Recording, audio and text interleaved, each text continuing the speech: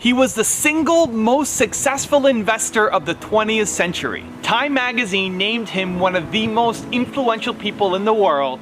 He's worth over $70 billion. He's Warren Buffett, and here are his top 10 rules for success. How can other people tap dance to work? What's the secret of that? You find your passion. You find your passion. I was very, very lucky to find it, when I was 7 or 8 years old, and fortunately, my children have found their passion. One son loves farming like nothing else. One son loves music like everything else, and all three of them love philanthropy and what they get to do.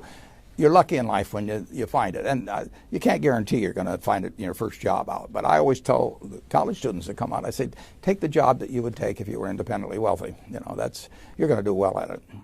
If you think you're going to be a lot happier if you've got 2X instead of X, you're probably making a mistake. I mean,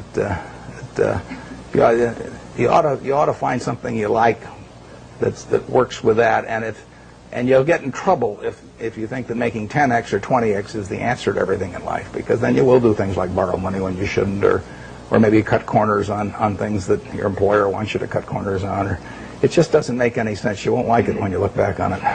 3 things in hiring people: look for integrity, intelligence, and energy. And he said if that person didn't have the first 2, that the latter 2 would kill them, because if they don't have integrity, you want them dumb and lazy. You don't want them smart and energetic. It never bothered me if people disagreed with what I thought, as long as I felt I knew the facts. I mean, there's a whole bunch of things I don't know a thing about. I just stay away from those. So I stay within what I call my circle of competence.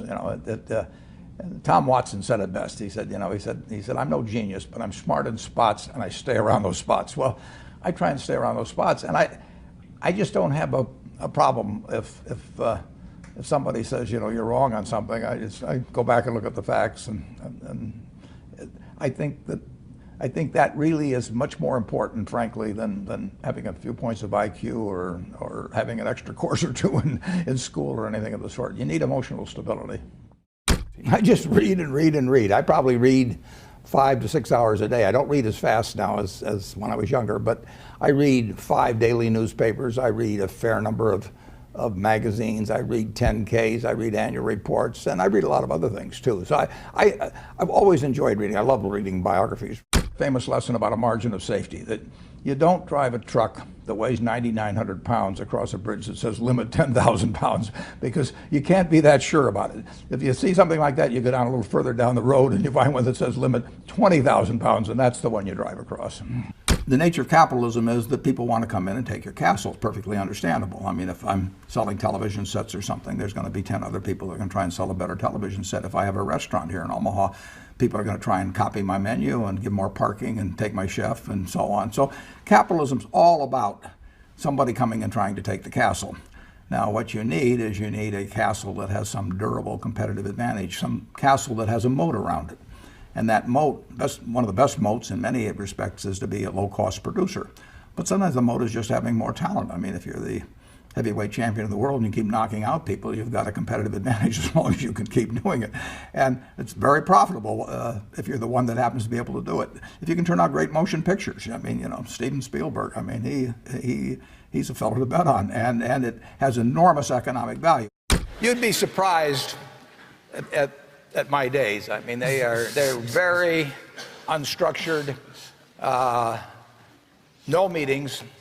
None. I mean, I don't like meetings, and I read a lot. I wish I were a faster reader. I'd get more done. But I do read a lot, and I'm on the phone a moderate amount.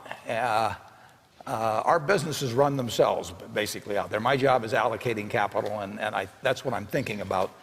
But I don't like to have things all packed hour to hour to hour. And Bill and I are both extraordinarily lucky. I mean, we really get to do what we like to do, the way we want to do it, with people that we choose to be around, and they're terrific. I mean, we've really got everything our way, and we're very fortunate. And in his world, he has a different kind of pace than I have, but we both love it the way we do it. And my guess is that we're each the most productive in that particular mode too, because it fits our personalities and aptitudes. What kills great businesses, if you look at, I do believe in looking at history, and I try to, I like to study failure, actually. And my partner says, all I want to know is where I'll die, so I'll never go there. And we want to see what has caused businesses to go bad. And the biggest thing that kills them is complacency. I mean, you want a restlessness, a feeling that, you know, that somebody's always after you, but you're going to stay ahead of them. You always want to be on the move. And when you've got a great business, you know, like Coca-Cola, which is, there aren't any like Coca-Cola, but you really, the danger would always be that you rest on your laurels. But I see none of that, obviously, at Coca-Cola. But that is the key, to compete the same way when you've got 1.8 billion servings being sold daily as when you were selling, you know, 10 a day.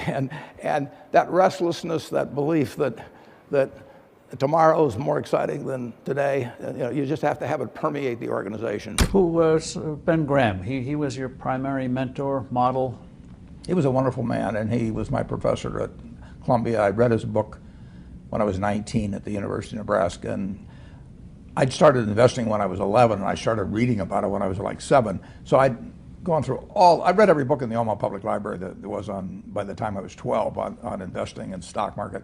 And I had a lot of fun, but I never really found out, I never got grounded in anything. And it was entertaining, but it wasn't going to be profitable. And then I read Graham's book, The Intelligent Investor, when I was at the University of Nebraska. And that just opened the whole thing up to me. Yeah, and I named my oldest son is named Howard after my dad, Graham Buffett, and he was a marvelous man. Never expected anything from me in return. Ben Graham, in his low teens, looked around and he looked at the people he admired, and he said, you know, I want to be admired, so why don't I just behave like them? And he found there was nothing impossible about behaving like them. And similarly, he did the same thing on the reverse side in terms of getting rid of those qualities. You have given a lot of fabulous advice, but what's the best advice that you've ever received? Well, I received it in a variety of forms, particularly from my father when I was very young. But I mean, he basically, I think, taught me how to live. Not that I did it perfectly or anything like that, but I mean, he was giving me lessons, but he wasn't doing it by preaching to me. He was doing it by example. But basically, well, the biggest lesson, in a sense, I got is the power of unconditional love. I mean, I think there is no power on earth like unconditional love. And I think that if you offer that to your child, I mean, you're 90% of the way home. And there may be days when you don't feel like it. It's not uncritical love. That's a different animal. But to know you always can come back, I mean, that is huge in life. That takes you a long, long way. And I would say that every parent out there that can extend that to their child at a very young age, it's going to make for a better human being. And you felt like you got that kind of unconditional love from your dad? I absolutely did, yeah. That is a powerful thing. It is a powerful thing.